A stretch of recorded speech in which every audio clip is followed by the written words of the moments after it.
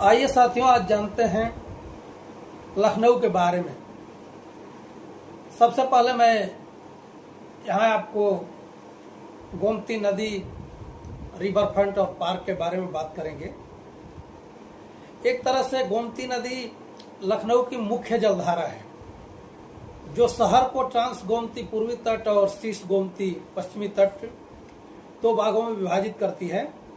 Gomti river front, जिसे marine drive के रूप में भी जाना जाता है, गोमती नगर में स्थित एक सुंदर पांद्र भाग है, जहां पैदल चलने, दौड़ने, साइकिलिंग करने और बोटिंग जैसे सुविधाएं उपलब्ध हैं। जनेश्वर मिश्रा पार्क इस नदी के पास ही एक किनारे पर स्थित है, जो हरे भरे पार्कों में आजकल सबसे बड़ा पार्क है और इसके आसपास का क्षेत्रफल और आवागमन जो है बहुत सुविधाजनक है।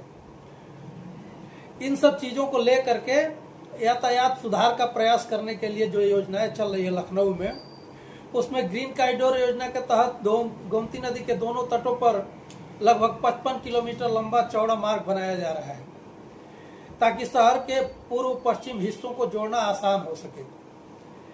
इससे यात्रा समय और लागत में काफी कमी आएगी। पुराने शहर को इस ग्रीन कॉरिडोर से जोड़ने के लिए 1.5 किलोमीटर सिंगल लेन सड़क को दोगुने लेन तक विस्तारित किया जा रहा है, जो काम लगभग अक्टूबर तक पूरा हो जाएगा। जिला बाजार जो है और आसपास विधान भवन और उपनगरीय केंद्रों के रूप में जो चीजें हैं, उनके लिए भी गोमती नदी के पुलों और मुख्य मार्ग जैसे बटलर रोड, बीरबल साहनी मार्ग, नदवा रोड पर यातायात सुचारू बनाने की योजना चल रही है। आने वाले समय में ये सब इतना आसान हो जाएगा कि आप एक छोर से दूसरे छोर पर कब कैसे पहुंच जाएंगे ये आपको पता ही नहीं चलेगा, और ट्रैफिक की कोई समस्या न रहे, इसके लिए सारी योजनाएं गवर्नमेंट की चल रही है।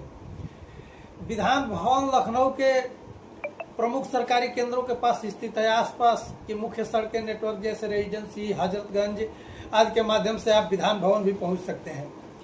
हाल ही में रेजिडेंसी के पास सड़क को 1.5 मीटर चौड़ा करके फुटपाथ और पार्किंग की योजना मंजूर की गई है। ये एक ऐतिहासिक कॉरिडोर का हिस्सा है, जहां सौंदर्यीकरण भी किया जा रहा है, और आने वाले समय में ये सब जब आपको दिखेगा तो लगेगा कि लखनऊ में क्या हुआ है। अब इससे चलते हैं, आगे बढ़ते हैं, पश्चिमी छोर पे आ जाते हैं, इमामबाड़ा और भूल भुलैया की तरफ। बड़ा इमामबाड़ा 1784 में अस्तित्व में आया था और यह भारत में सबसे बड़े इमामबाड़ों में से एक है। इसकी भूल भुलैया प्रसिद्ध है, जिसे घूमना एक बहुत ही रोमांचक अनुभव होता है। दर्शकों को भ्रमण, बावली और स्मारकीय वास्तुकला देखने के लिए गाइड वहां अनिवार्य है।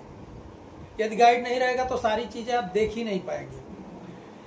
ये सब चीजें टिकट में शामिल रहती है और सुरक्षा कारणवश जूते वहां उतार करके अंदर जाना पड़ता है, और पर्यटकों के लिए आमतौर पर भ्रमण 2-3 घंटे लगता है और प्रवेश शुल्क 50 रुपये है, जिसमें लोग आते हैं 50 रुपये का प्रवेश शुल्क जमा करके पास लेते हैं और फिर अपना घूमने के लिए जाते हैं।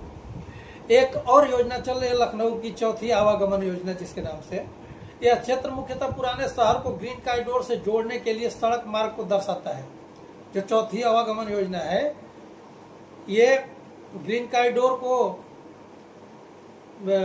पुराने शहर से जोड़ने के लिए मतलब बनाया जा रहा है, जिसका विकास जिला बाजार, इमामबाड़ा इलाके में और रेजिडेंसी और गौ घाट से होता हुआ हो रहा है।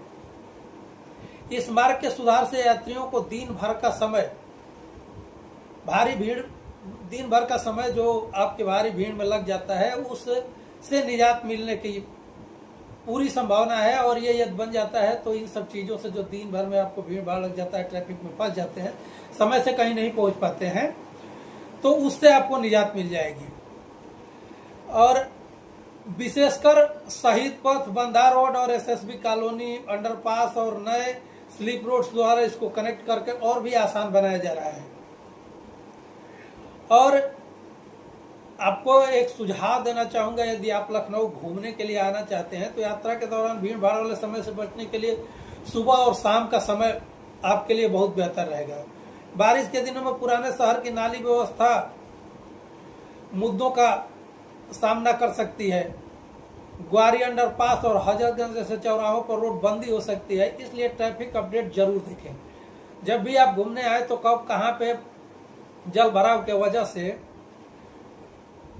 जाम लगने की संभावना है या जल भराव के वजह से आवागमन बाधित हो रहा है, तो ये आप एक बार अपडेट देख करके ही मैप के माध्यम से या गूगल पे चाहे जैसे भी समाचार में भी देख करके ही बरसात के मौसम में इधर घूमने के लिए अगर आते हैं तो निकलें। और सार्वजनिक परिवहन में आपको यहाँ पर सीएनजी बसें मिल जाएगी, रिक्शा मिल जाएगा, मेट्रो भी है और LCTSL द्वारा संचालित बस नेटवर्क में 260 बसें शामिल है जो पूरा शहर कवर करती हैं।